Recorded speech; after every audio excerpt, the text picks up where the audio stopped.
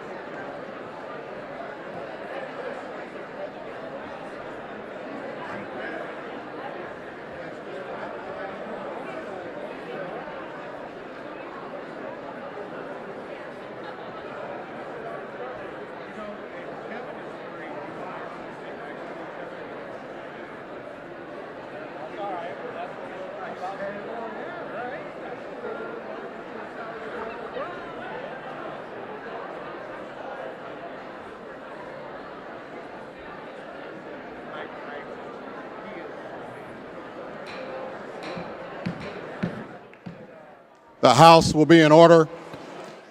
Members will be in their chairs.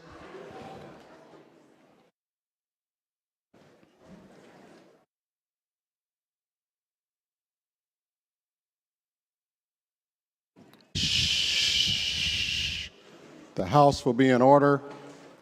Members will be in their chairs. We will be led today by Bishop Dr. Reginald Sappho, the pastor at United Faith Missionary Baptist Church. Bishop Sappho is a very special guest of mine and the majority leader in the Senate, Senator Kimberly Lyford. Members and guests are asked to refrain from starting their laptops, turn off all cell phones, and also rise for the Pledge of Allegiance. But right now, we're going to turn this over to Bishop Sappho to lead us in prayer. Bishop. Thank you, Honorable Chair. And to this august body, let us bow our heads for a word of prayer. Father God, it is with great humility that I approach you today. I bring with me to your throne the hearts of those under the sound of my voice. These who are charged with the awesome task to legislate equitably, seeking to strike the balance between the rule of law and the meters of morality. Today, O God, I pray that you would inspire them and allow us to appeal to you for your special attention in this very hour. We petition you for your patience with us, your presence in us, and your protection from us, because we discovered sometimes, oh God, we get in the way. So we ask now that you would sanctify this body. Keep us in the balances of right and wrong. Allow us to understand that our task is to represent you no matter what we do. We ask it now in the precious and preeminent name of Jesus, the Christ, we pray. Amen and thank God.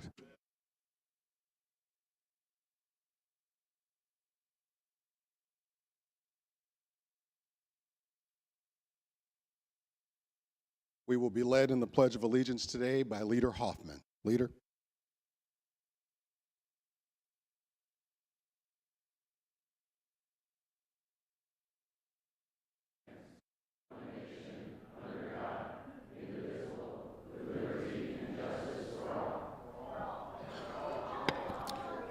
Roll call for attendance.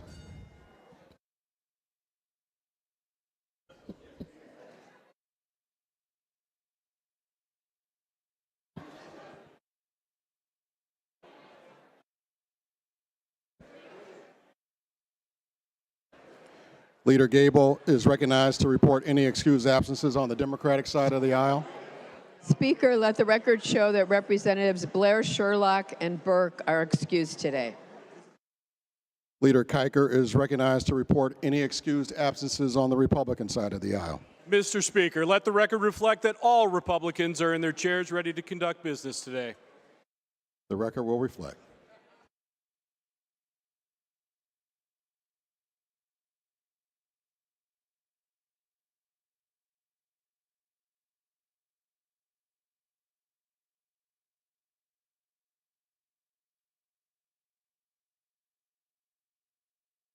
With 114 members being present, we do have quorum, and we shall proceed.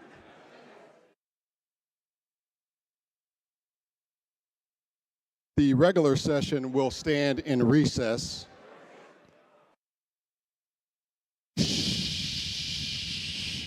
The regular session will stand in recess.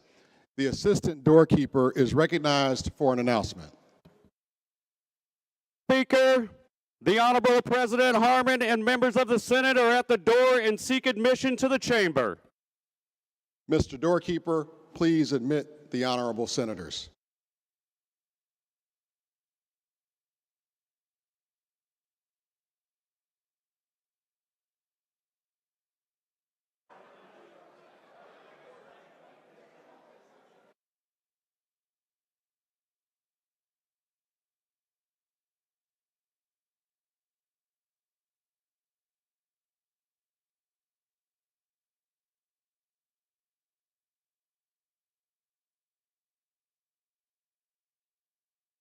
Would the members of the House and our guests from the Senate please take their seats? As designated in House Joint Resolution Number 9, the hour of 12 noon having arrived, the joint session of the 103rd General Assembly will now come to order. Mr. Clerk, is a quorum of the House present? A quorum of the House is present. Majority Leader Lightford, is a quorum of the Senate present in this chamber? Quorum of the Senate is present. There being a quorum of the House and a quorum of the Senate in attendance, this joint session is convened. At this time, I want to acknowledge some very special dignitaries who took time out of their very busy schedules to join us here today. I'd like the members of the General Assembly to please welcome to the chamber today the Honorable Justice Joy Cunningham.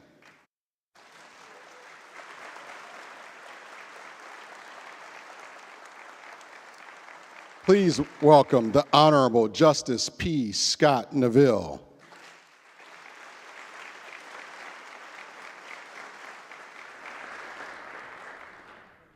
Please welcome the Honorable Secretary of State, Alexi Giannoulias.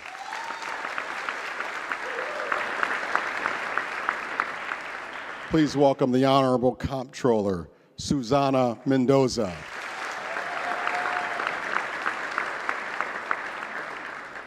Please welcome the Honorable Treasurer, Mr. Michael Frericks.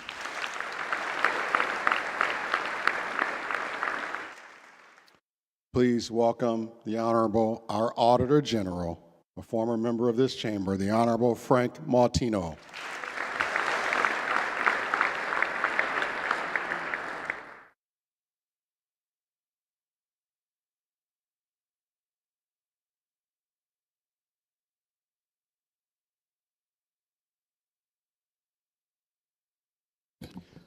The chair recognizes the House Majority Leader, Representative Gable.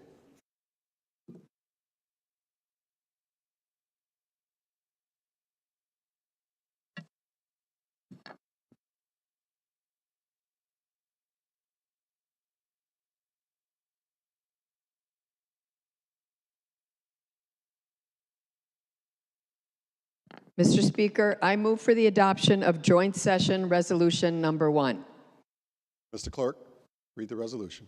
Joint Session Resolution Number 1, be it resolved that a committee of 10 be appointed, 5 from the House by the Speaker of the House and 5 from the Senate by the President of the Senate, to wait upon Governor J.B. Pritzker and invite him to address the Joint Assembly. Representative Gable has moved for the adoption of the resolution. All those in favor signify by saying aye. All those opposed saying nay. In the opinion of the chair, the ayes have it, and the resolution is adopted. Pursuant to the resolution, the following are appointed as a committee to escort the governor. The appointments from the House are as follows: Representative Gordon Booth, Representative Manley, Representative Gonzalez, Representative Egofsky, Representative Bunting.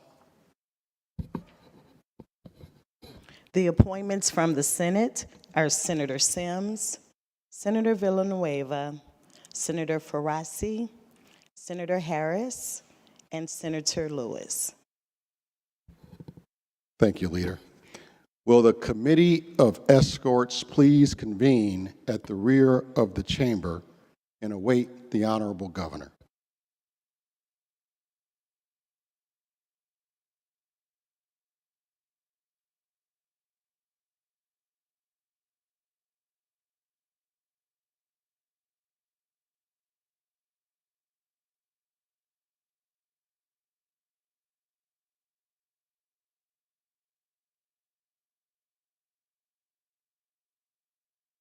The assistant doorkeeper is recognized for an announcement. Mr. Speaker, the Governor of the State of Illinois, J.B. Pritzker, and his party wish to be admitted to this chamber. Mr. Doorkeeper, please admit the governor.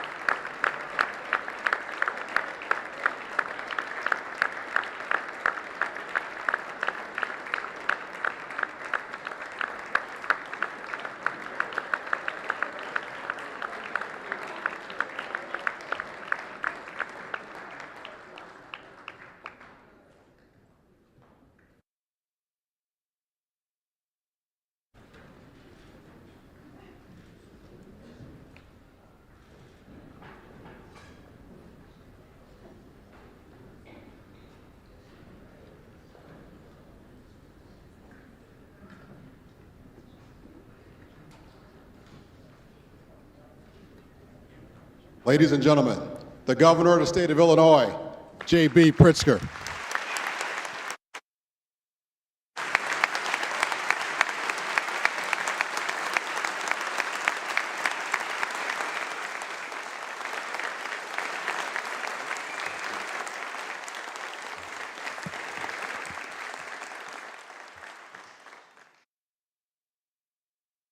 Well, thank you very much, Mr. Speaker,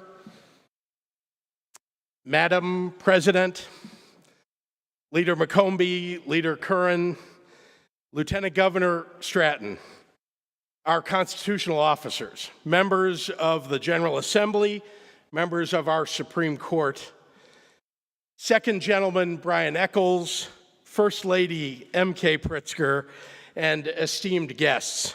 It is a distinct honor to be here today speaking with you. The last time I stood at this podium was back in early 2020. 3 of the 4 current legislative leaders had not yet taken up their current posts. And the 4th, the Senate president, was just weeks into his new job. And well, back then, he had more hair. Yeah, then a year later, Chris Welch became Speaker. And I began to wonder if baldness was a new sign of power in Illinois state government. But I want to thank Leader McCombie and Leader Curran for dispelling that myth and joining the hair club. I appreciate your full heads of hair vaulting us back into the majority. But I digress. The last time I stood here seems like a lifetime ago. So many fiscal challenges laid ahead, and so much progress had been made. What was once an Illinois with $17 billion in overdue bills is now an Illinois that pays its bills on time.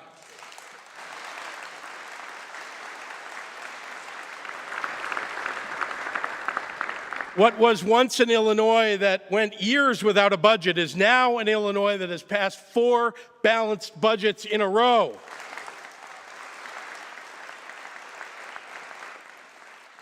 What was once a state with no cushion to protect it in an economic downturn is now an Illinois on track to have a $2.3 billion rainy day fund.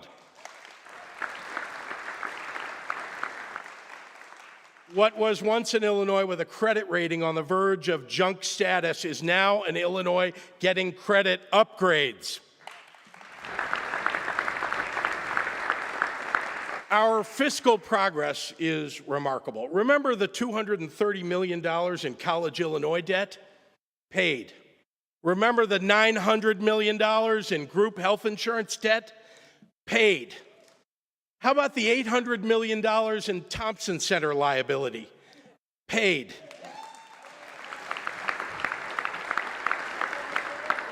The people clapping are the ones who work there. The unemployment trust fund, $4.5 billion of debt, paid. The $1.3 billion debt owed to Illinois' treasury funds that had been swept by previous governors, paid. $8 billion of overdue bills paid. As of fiscal year 2023, all of our state's short-term and medium-term liabilities will have been eliminated. All of it. Our budgets are built on a solid foundation of normalized state revenue and more efficient management of state resources. We have used our surpluses to chip away at our long-term liabilities too, including $500 million more into our pension stabilization fund over the last 2 years.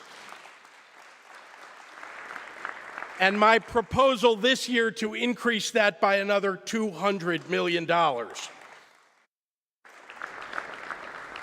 The percent of the budget needed to meet our statutory obligations has declined as our revenues have grown and our fiscal fortunes have improved.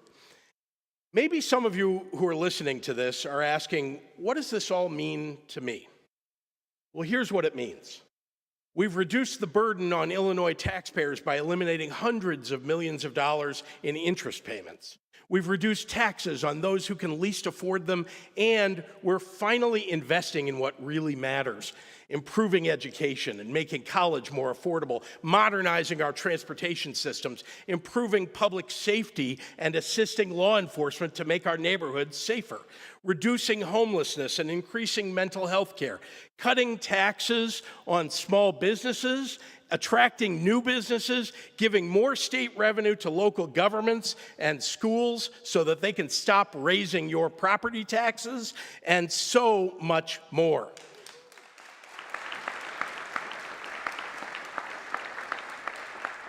Getting our fiscal house in order is improving our economy, which crossed the threshold of $1 trillion in GDP at the end of last year. In the age-old fight between happy warriors and misery's carnival barkers, we've shown that if we resolve to do it, happy warriors win every time, and we are winning. Which is why here in Illinois in 2023, I'm confident in saying the state of our state is stronger than it has been in decades, and we're getting stronger every day.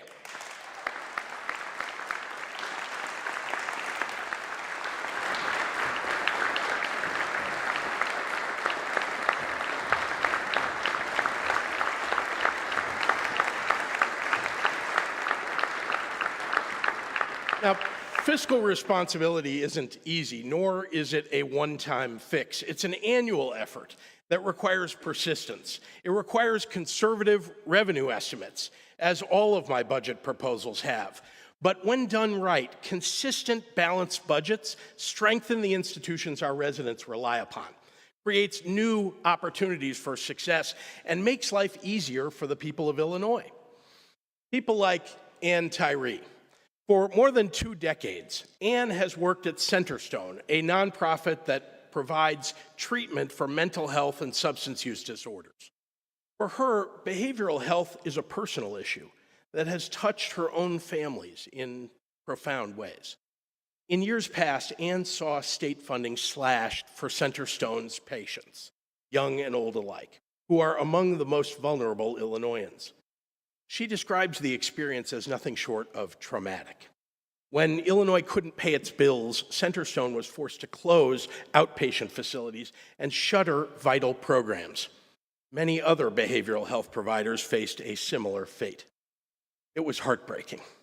People on their way to recovery, single parents, children in rural communities, people struggling financially, didn't have access to critical resources and services that could have saved their lives or the lives of their loved ones. Ann will tell you that she's seen a complete transformation over the last 4 years because of stable budgeting and a dedication to mental health and substance use disorder treatment. The statistics tell the story. During the prior administration, Illinois was 16th in the nation for behavioral health services. Today, we are number 9 and climbing.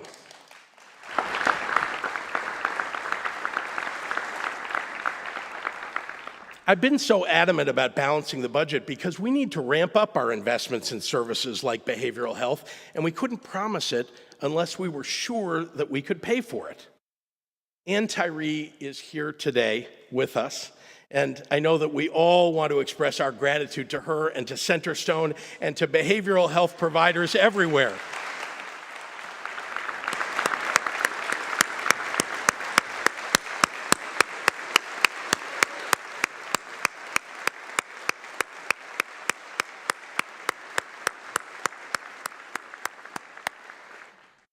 Now, I don't tell you Ann's story to say our work here is done.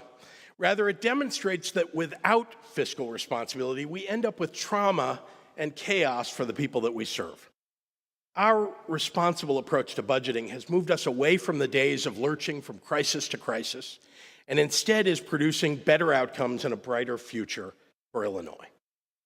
You, the majority of the General Assembly, are succeeding. You, the majority of the people of Illinois who elected the General Assembly, the constitutional officers, and me, are succeeding. Together, we've slogged through the tough times, and are making the responsible decisions for our future. In the first year of the pandemic, we focused on meeting the core needs of our state's residents, like healthcare, housing, and food, and we balanced the budget. The next year, we received federal relief, and we distributed vaccines and invested in recovery for our people and for our businesses, and we responsibly balanced the budget. When the economy began to recover, we paid off overdue bills. We improved our long-term fiscal outlook and gave tax relief to every Illinoisan, and we balanced our budget. At every turn, a majority of the General Assembly embraced the necessary fiscal stabilization measures to set us on the right path. You returned dollars to taxpayers, and you've made prudent, transformative investments for Illinois' future. Today, I ask you to partner with me once again, this time on the long-term investment that has the greatest return for taxpayers with the most positive social and economic impact that I have ever come to you with. It's called Smart Start Illinois, and it will make our state the best place in the nation to raise young children.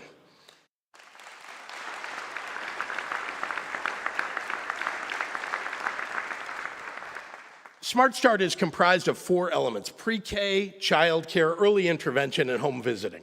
It also makes our existing programs more equitable, giving moderate-income families greater access to quality programs and investing in an early childhood workforce made up largely of women and people of color.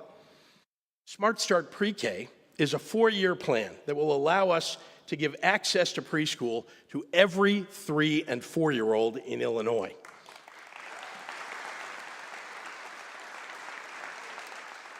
It will increase our funding for the Early Childhood Block Grant program this year by $75 million, and that's $179 million more than when I took office. Thank you, General Assembly. Smart Start Pre-K will provide new center-based and school-based classrooms, improve quality across the board, attract new professionals to the field, and ensure that we reach our most vulnerable. In the first year alone, 5,000 more seats will be available for children across the state. Of course, adding preschool seats only works if you have the staff to support them. That's where the Early Childhood ACE Scholarship Program comes in. Last year, with the legislative leadership of Senator Cristina Pacione-Zayas, we began investing in community colleges and universities to build a pipeline of early childhood educators. Already, nearly 1,500 people are on a path to get upskilled, and I propose now to continue providing this opportunity for the next 4 years.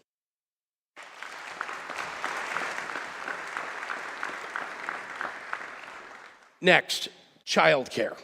Working parents need more quality childcare options. The broader shortage of labor that we're seeing all across the state right now can't be addressed without growing the availability of childcare for working families.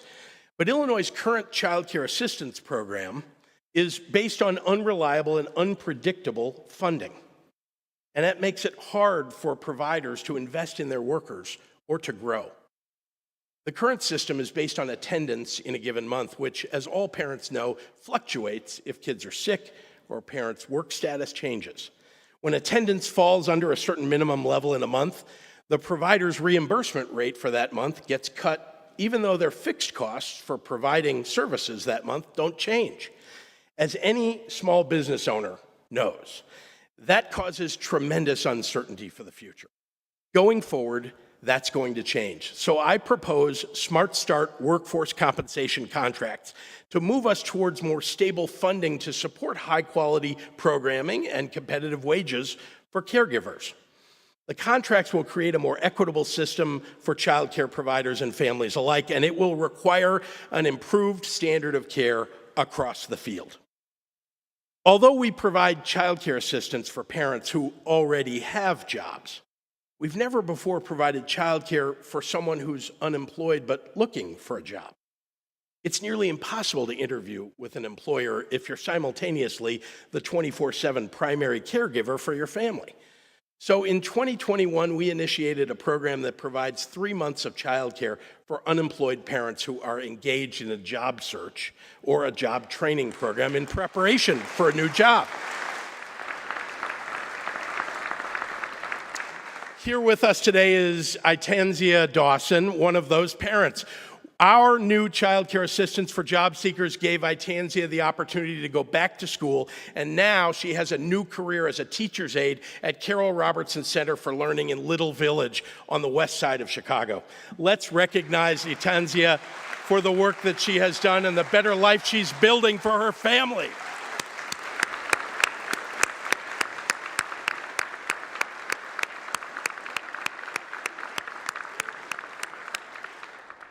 From Chicago to Peoria to Marion, this transformative new program is putting industrious parents like Itanzia to work.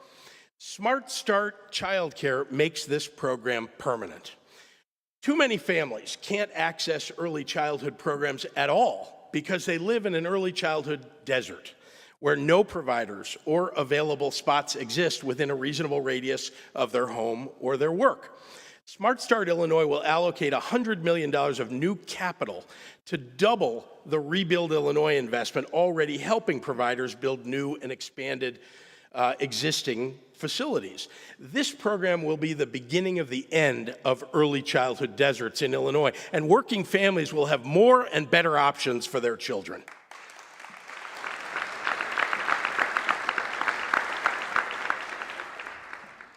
Third, Smart Start Early Intervention funding will support the essential state program that gives infants and toddlers birth to age 3 with developmental delays, autism, or other diagnosed medical conditions the services they need, including for speech and language challenges and occupational and physical therapies. For years, these families have suffered from underfunding of early intervention services. Not any longer. A $40 million increase is allocated in the FY24 budget, which will increase rates and allow thousands of children and their families to maintain access to these critical services.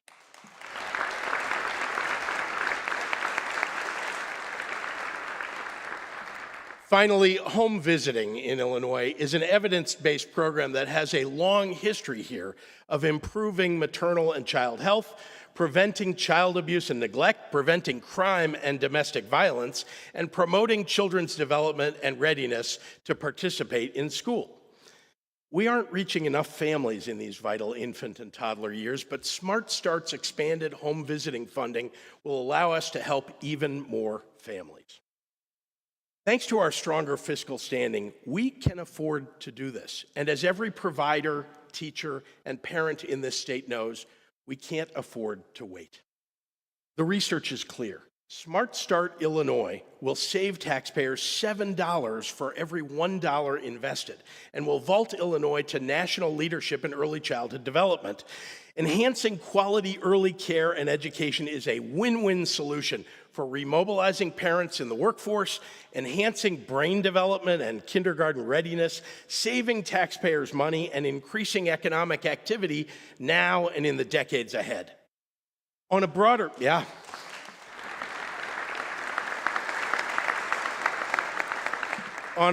scale, our increased investments in education have already been paying off. Last year, Illinois high schoolers notched their highest graduation rate in over a decade, with a notable increase among Black and Hispanic students. Every demographic group in Illinois experienced accelerated growth in both English language arts and math, outpacing pre-pandemic levels. More students took career and technical education or dual credit courses than ever before. And U.S. News and World Report now ranks Illinois 6th in the nation for pre-K to 12 education, and among the top 10 most populous states, we are number 1.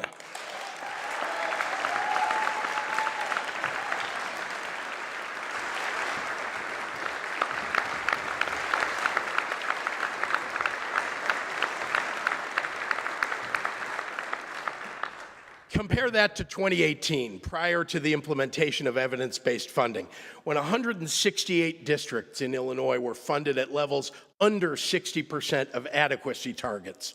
Today, only 2 districts are in that lowest category. Every year, an international organization based in London, evaluates and chooses the world's best schools. In 2022, Chicago's Curie High School, a public school on the southwest side of Chicago, was one of the just 5 schools in the world to earn this ranking, and it was the only one chosen in North America. By melding great academics with an exceptional arts program, along with individualized mental and social emotional support, Curie High School students are given the resources that they need to thrive.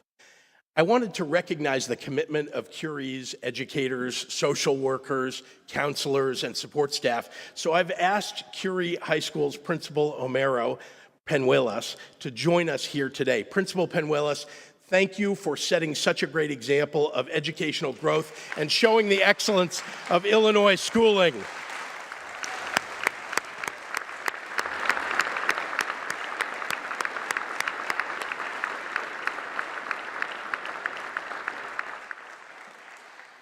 When it comes to K-12 education, we've come a long way, and we still have a long way to go, which is why I'm proposing we increase our investment in K-12 education by another $506 million.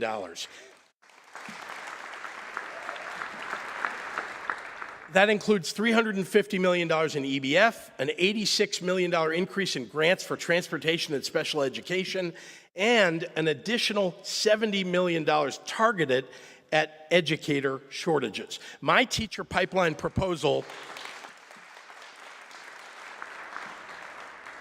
this proposal directs the $70 million annually over the next 3 years to the 170 school districts with the most acute needs and vacancies. Those districts represent over 80% of the unfilled teaching positions in our state. Filling them will improve the student-teacher ratio for over 871,000 students. When we talk about early childhood and K-12 education, what we're really talking about is preparing kids for what comes next, which can be a post-secondary degree or a job. But unless we're willing to make it affordable to attend the institutions and programs that provide the necessary 21st century degrees and skills, we're not fulfilling on our promise of cradle-to-career opportunity. Here with us today is the mayor of Bloomington, Mboka Mulambwe. Born the youngest of 7 children in the Democratic Republic of Congo, Mboka came to the United States in 1989 to pursue a college education. And thanks to financial assistance from ISU, Mboka did that right here in Illinois, graduating with a bachelor's degree in mathematics and then a master's in education. He became a U.S. citizen in 2008, and after a career as a college administrator, Mboka was elected mayor of Bloomington, the first African American ever to hold that position.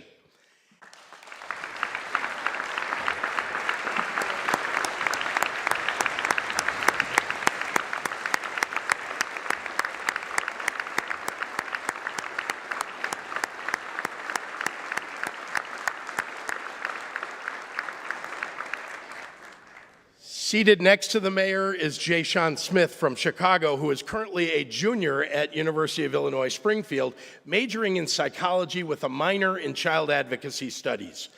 He plans to pursue a career as a child clinical psychologist so that he can help the next generation of young Illinoisans. In Jay Sean's words, he could not have attended college without the MAP grant program. Mboka and Jay Sean, you both represent the promise of what college affordability can do for someone's future and how our state benefits from it. Your success is our success. Please, both of you, please stand.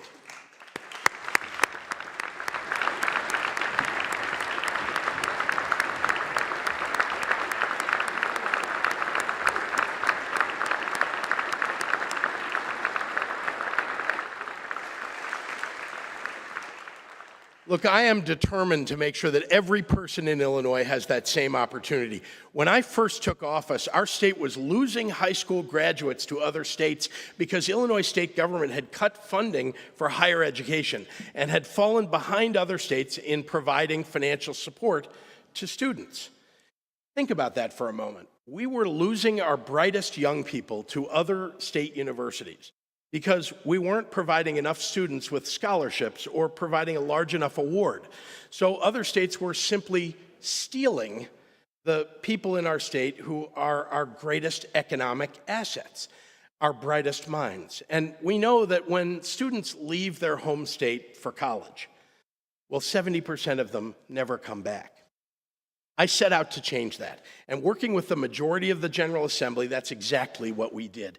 This year, every single student who is eligible for a MAP grant now gets one.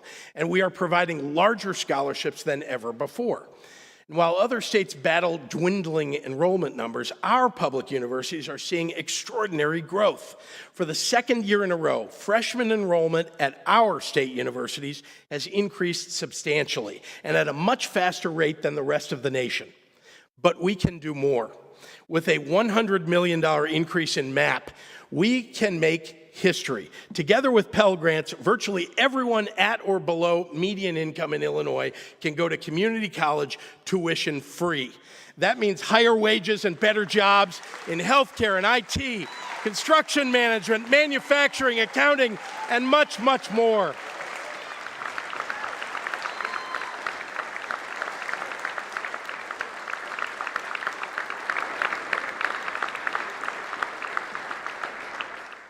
For decades, we neglected direct investments in our state universities and community colleges, too.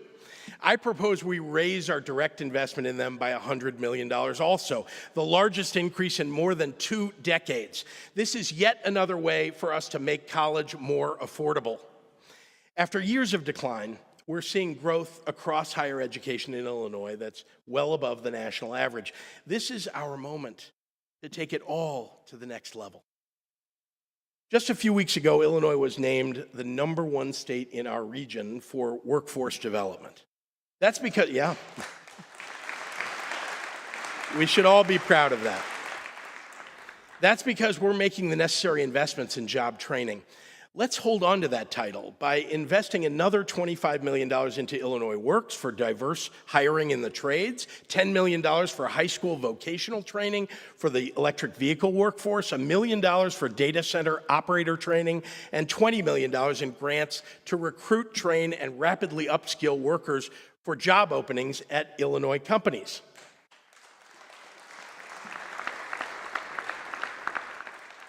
And we're going to need every one of those skilled workers and many more, because as of today, we have more than 81,000 more job openings in Illinois than we have skilled workers to fill them. And our economy and our industries are continuing to grow. Capital investments in Illinois through EDGE agreements nearly tripled since before the pandemic, from $348 million in 2019 to $1 billion in 2022. And the number of new jobs created by EDGE has jumped nearly 60%. The data center industry is booming in Illinois, creating more than 8,000 jobs just since the passage of our bipartisan data center tax credit in 2019. Since then, Illinois has become the 2nd largest data center market in the United States and the 5th largest in the entire world. And our expansion of clean energy production under CEJA is expected to feed our data center growth for years to come.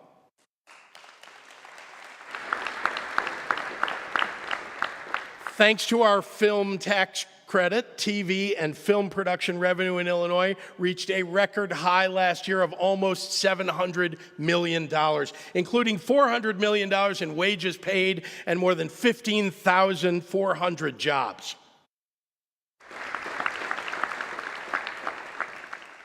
Cannabis legalization has created more than 30,000 jobs since 2020, and Illinois is home to the country's most diverse cannabis industry and some of the largest companies. From Kellogg to Forefront to Ferrero to Tyson to Rivian to Lion Electric, large businesses are moving to and expanding here in Illinois. So too are small businesses. After a successful first round of grants, we are adding an additional $20 million to our Rebuild Illinois Downtowns and Main Streets Capital program to spruce up and modernize central business districts all across Illinois so small businesses will thrive. To make it easier to do business in Illinois, we are creating a one-stop business portal to help small businesses and aspiring entrepreneurs figure out what they need to do to start and grow a business, get permits, and win business with state government.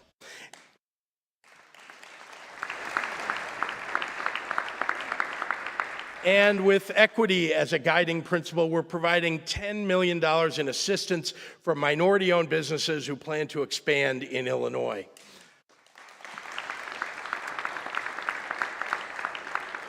There is much more to do, but we are ensuring that Illinois is open for business. But we need to be safe in our businesses and our homes. So we've beefed up support for law enforcement to reduce crime. In 2022, Illinois State Police's metropolitan enforcement groups and drug task forces across the state seized 679 firearms and over 13 tons of drugs, including multiple major interdictions of deadly fentanyl. And 1,942 individuals involved in crimes were arrested. With increased patrols and technology, Illinois State Police cut the number of homicides on Chicago area expressways by 88%, and shootings dropped nearly in half. That's real progress. And this year's budget continues funding the hiring of additional troopers and upgrading the tools to catch perpetrators.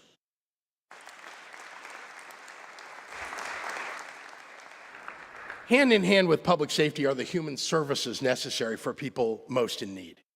Over the last decade, human services in Illinois were challenged in two ways. First, by massive budget cuts, and then by the pandemic. Among the areas most in need has been behavioral health. In so many ways, the pandemic exposed the cracks in this system, leaving too many to deal with crises without any help. We've looked at ways, both big and small, to address these needs. Today in Illinois, there is no single consistent front door for young people or for families to walk through if they need behavioral health care. There is no central website that parents can search or phone number to call. Instead, they're left to navigate a confusing and overlapping multiple agency bureaucracy on their own. That's going to change. The FY24 budget invests $10 million to create our first care portal and resource referral tools for families seeking care.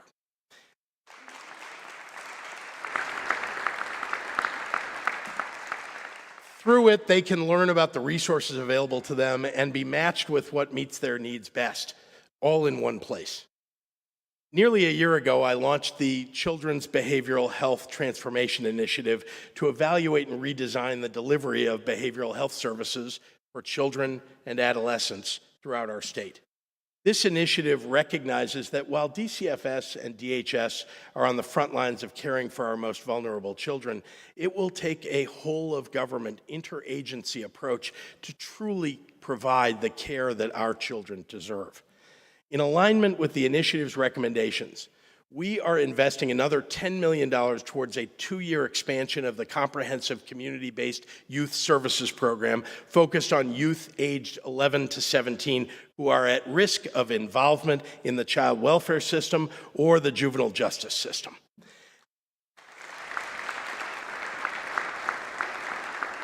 This funding will expand 24/7 services to youth, including assessments, crisis stabilizations, and housing. This fiscal year, for the first time in a decade, DHS began selecting children from the PUNS waiting list, a database that registers individuals with developmental disabilities to receive home and community-based care. This work must continue. Over the next fiscal year, DHS plans to offer services to an additional 500 children on the list. Remember, first time in a decade.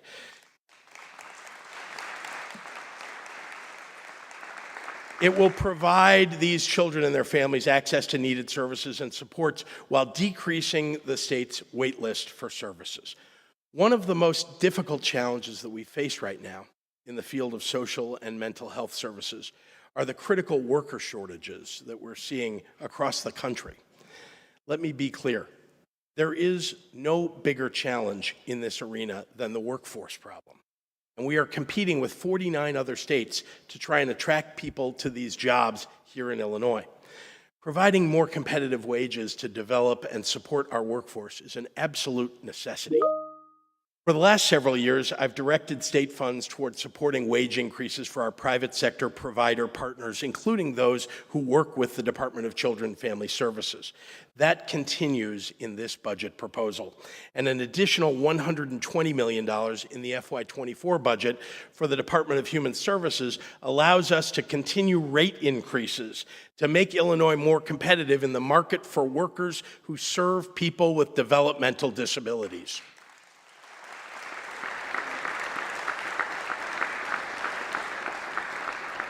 The investments that we've made in social service agencies over the past 4 years and that we're proposing for the coming year will finally have reversed the hollowing out that occurred in human services under the previous administration if we are able to hire up enough staff in this very tight labor market.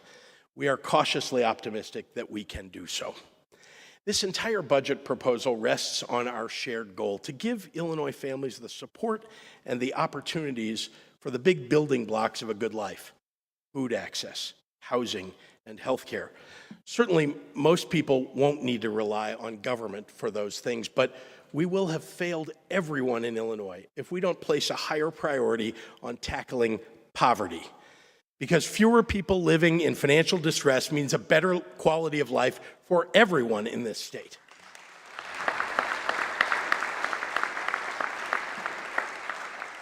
So this budget proposes increasing temporary assistance for needy families, TANF, by $50 million so our families have more help to cover basic necessities like transportation, electricity, and food.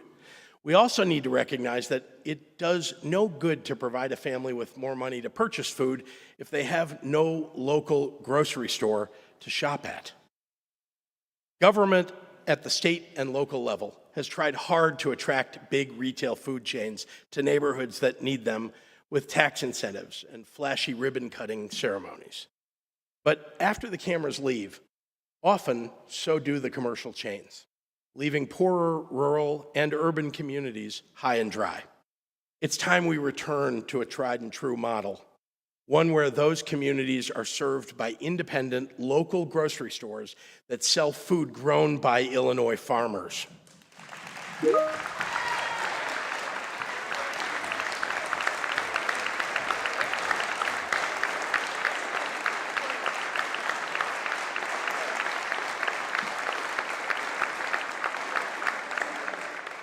So to do that, this budget includes a first-of-its-kind investment of $20 million to launch the Illinois Grocery Initiative, assisting municipalities and independent grocers to open or expand grocery stores in underserved rural towns and urban neighborhoods, with an additional $2 million going towards specifically purchasing healthy and nutritious food from Illinois farmers. When you're addressing poverty, though, hand in hand with food is a place to call home. In Illinois, over 120,000 people experience homelessness annually, and over 76,000 children face doubled-up homelessness living in overcrowded shared housing. In Illinois, Black people are 8 times more likely to experience homelessness than white people. But the faces of Illinoisans with no home to go to are not homogeneous. They include single parents with infants and toddlers, 6th graders trying to complete their homework using toilets as a desk in temporary shared housing, and LGBTQ plus high schoolers who were kicked out of their homes by their parents. Homelessness is not an identity, it's a set of circumstances. So today, I am proud to unveil Home Illinois, a plan with a goal to invest $50 million this year into prevention, crisis response, housing units, and staffing. To see success, look no further than Rockford, Illinois. Working in partnership with community organizers, judges, and housing authorities, Mayor Tom McNamara and the city of Rockford have engaged in successfully assisting homeless residents in their transition to apartments and helping struggling families avoid eviction from their homes. The state should help other communities do the same, mobilizing every agency and every resource at our disposal so that no Illinoisans go without a home. Thank you very much for your leadership, Mayor McNamara.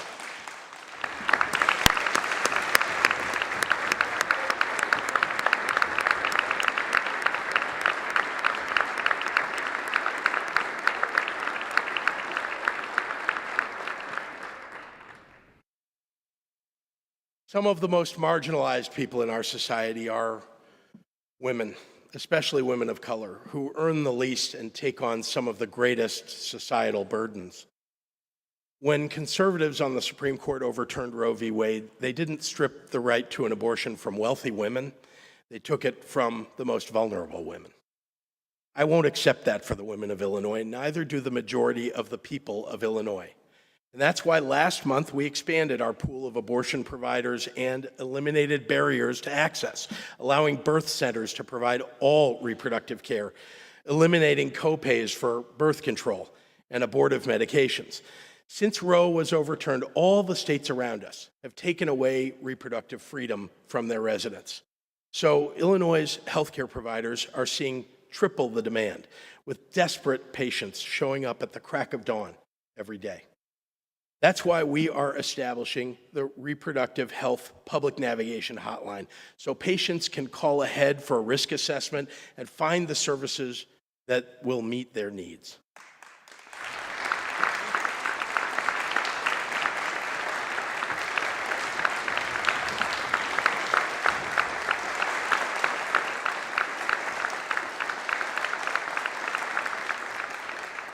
From transportation and lodging to insurance coverage options, the hotline will help patients traverse a complex and overwhelmed system. To address the shortage of reproductive health care workers, we're providing $5 million toward learning collaboratives for worker training. Let's not pull any punches. This is a result of a national conservative crusade to legislate against the most intimate matters of a woman's basic health care. I'm sure that there are some elected officials who would like us to stop talking about abortion. Well, too bad. There are women in...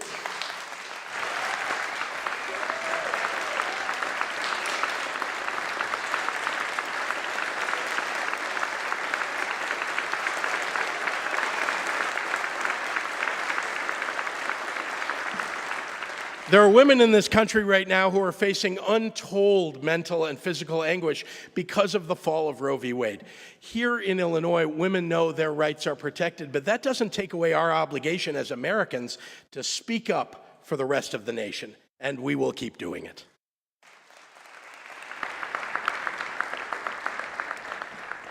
In the past few years, we saw the critical role that our public health infrastructure plays in our residents' well-being. No one was prepared for a disease that took more than 36,000 Illinoisans' lives in 30 months and affected hundreds of thousands of others.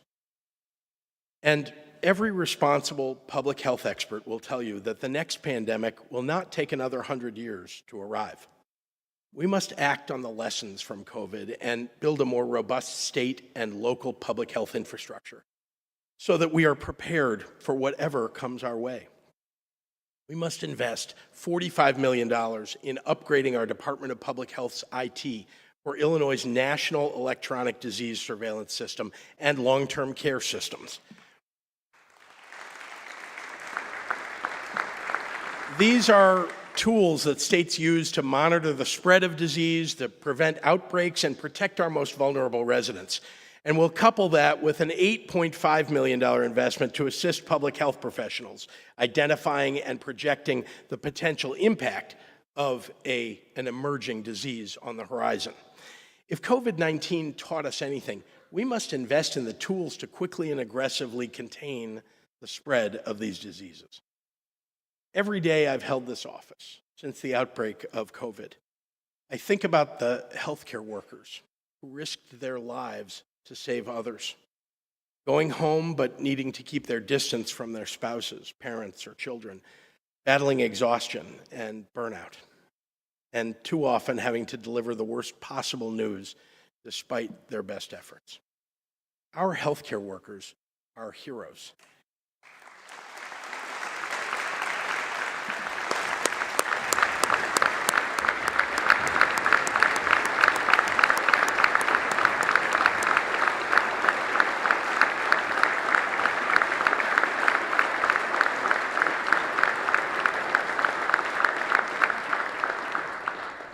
Though there is never enough that we can do to repay them for their sacrifice, I propose we make their lives just a little bit easier by reducing the debt burden they face. That's why the FY24 budget includes $3 million for healthcare worker loan repayment and scholarship programs.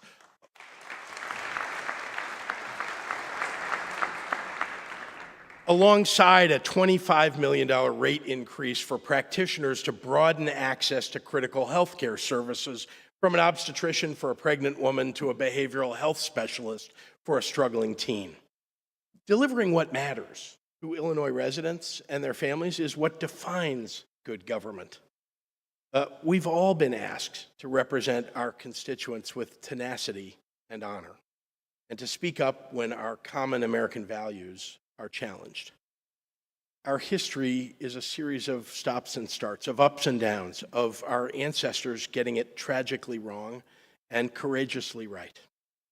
The only thing we can hope for in this work together is that the values we attach our names to will make our grandchildren proud.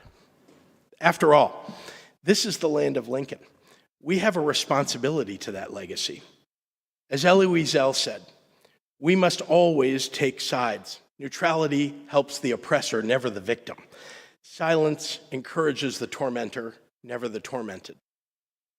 With that in mind, I want to take sides on something that I feel obligated to speak out about, especially given the history of anti-Semitism and discrimination suffered by my ancestors and that persists for so many others today. There is a virulent strain of nationalism plaguing our nation, led by demagogues who are pushing censorship, with a particular attack right now on school board members and library trustees. It's an ideological battle by the right wing, hiding behind a claim that they would protect our children, but whose real intention is to marginalize people and ideas they don't like. This has been done in the past, and it doesn't stop with just snuffing out ideas. This afternoon, I've laid out a budget agenda that does everything possible to invest in the education of our children. Yet it's all meaningless if we become a nation that bans books from school libraries about racism suffered by Roberto Clemente and Hank Aaron, and tells kids that they can't talk about being gay.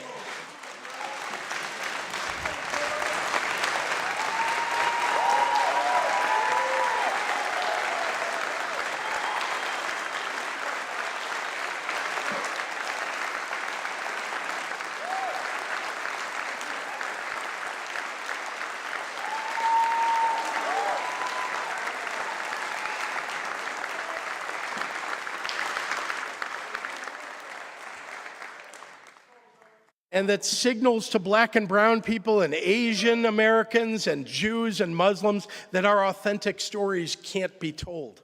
Look, I'm the father of 2 children. I care a great deal about their education. Like every good parent, I want to be involved in what they learn. I'm also a proud American. Our nation has a great history and much to be proud of, and I want my children to learn that history, but I don't want them to be lied to.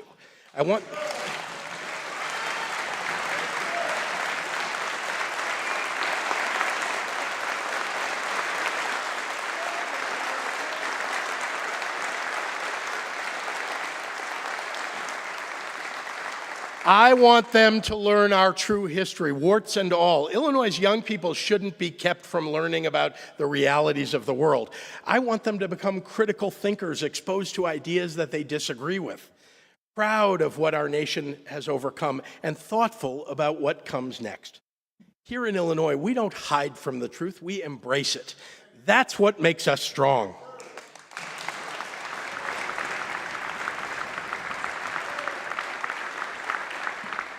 I want to conclude today with sharing a story of someone who exemplifies the tenacity of our people here in the Prairie State. In 1951, at the age of 18, Joyce DeFaw arrived on Northern Illinois University's campus to pursue a degree in economics. But life had other plans. She met her husband, Don Freeman Sr., and left NIU to raise a family. 7 decades later, 9 children and dozens of grandchildren and great-grandchildren later, Joyce decided that she could focus on herself once again, and she re-enrolled in college to finish her degree. Once again, life had other plans. A once in a generation, indeed once in a century pandemic. But that didn't deter her. She finished her classes on a laptop given to her as a gift, and just 2 months ago, at age 90, Joyce walked across the stage to receive her bachelor's degree in general studies, becoming the oldest person in history to graduate from NIU.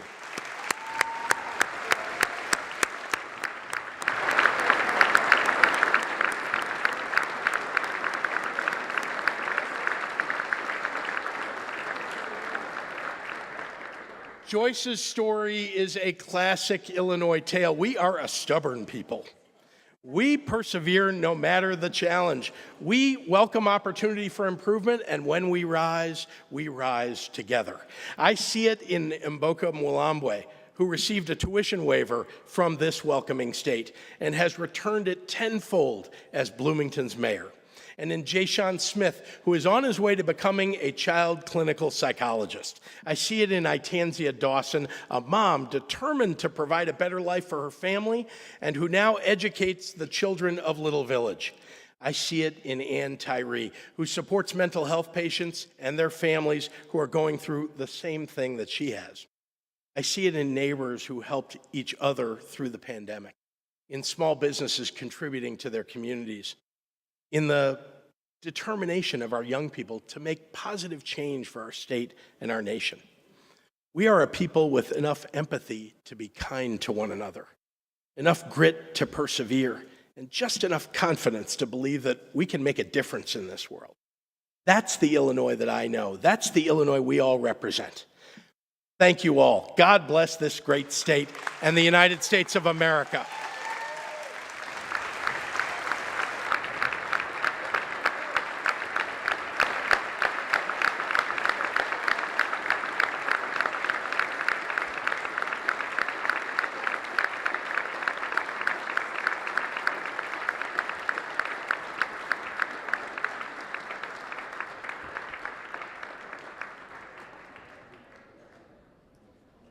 Will the Committee of Escorts please come forward to escort the governor from the chamber? Majority Leader Lightfoot is recognized for a motion. Thank you, Mr. Speaker. I move that the joint session do now arise.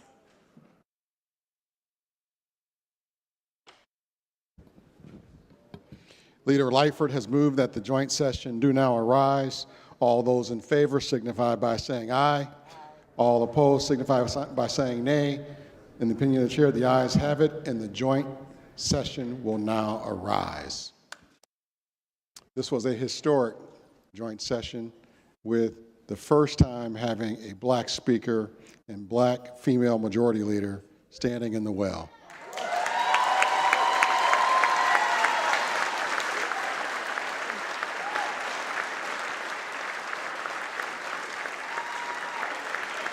Thank you for the honor of making this happen. The regular session will come to order.